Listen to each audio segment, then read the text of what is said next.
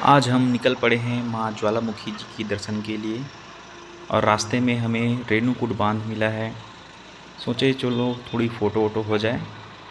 बांध के पास आते ही मन करता है कि चलो फ़ोटो ले लेते हैं, तो हम लोग रुके कुछ देर के लिए। ये जो रेणुकूट है यूपी में, आपको सबको पता होगा। रोज़ इसमें आप ये देख रहे हैं स्माइल करते हुए मेरा फेस, और दूसरी फ़ोटो जिसमें स्माइल करना बंद कर दिया। लगभग 7:30 बजे के आसपास हम ज्वालामुखी मंदिर पहुँचे और यहाँ से आगे हमारी यात्रा शुरू होती है दर्शन के लिए। और इस प्रकार से हम धीरे धीरे कदमों के साथ मंदिर के प्रांगण में प्रवेश करने वाले हैं। आप लोगों को यहाँ से जो 2 बड़ी बड़ी घंटियाँ दिखाई दे रही होगी, इसके बारे में एक जानकारी आपको दे देता हूँ मैं। ये जो 2 घंटियाँ ऊपर लटकी हुई दिखाई दे रही है, उसमें से जो लेफ्ट में जो छोटी घंटी है वो उसमें से आवाज़ नहीं आती है।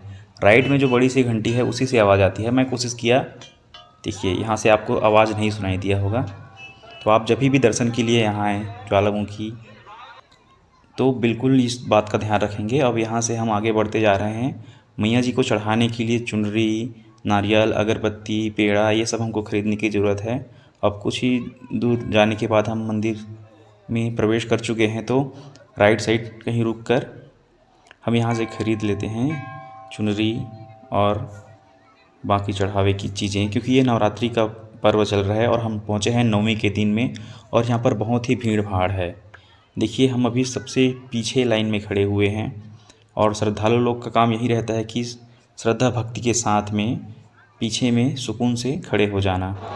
फिर ये देखिए, मुझे आप देख पा रहे होंगे, मैं अपने हाथों पे मैया जी के लिए चुनरी पकड़ा हुआ हूँ। जी हाँ, अब हम बहुत देर हो गया, ये लंबी लाइन देखकर हमको लगने लग गया कि इतनी दूर लंबी लाइन है, हम कैसे पहुँच पाएंगे। लगभग रात को 10-11 बज जाएगी। फिर हम धीरे धीरे श्रद्धा भक्ति को अपना और बढ़ाते हुए धीरे धीरे करके आगे पहुँचे।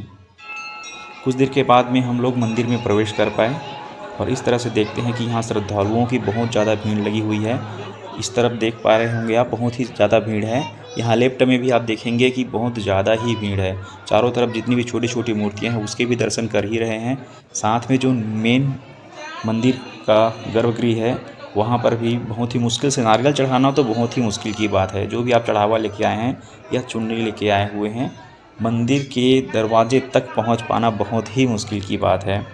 हम तब तक पूरी भीड़ कम होने का वेट कर रहे थे और चारों तरफ इधर उधर घूमने लग गए, लेकिन हम गलत सोच रहे थे क्योंकि भीड़ कम होने वाली नहीं है। नवरात्रि का 9वीं का पर्व था। ये देखिए कैसे बड़ी मुश्किल से वहाँ तक लोग पहुँच पाते हैं। और ये भीड़ देखिए आप। महाराज जी से सर पूछ रहे हैं कि मैं हैंडसम लग रहा हूँ कि नहीं, वो बोले हाँ सब ठीक ठाक है। और इस तरह से फिर हम भोलेनाथ के ऊपर जल चढ़ाए और फिर वहाँ से लगभग 45 मिनट अंदर रहने के बाद हम लोग फिर वहाँ से बाहर निकले। और इस तरह से हमारी जो दर्शन पूरी हुई, मनोकामना पूरी होगी ही। और इस तरह से धीरे धीरे हम फिर अपने वाहन की ओर बढ़ रहे हैं और यहाँ आकर बहुत ही सुकून मिला, शांति मिला।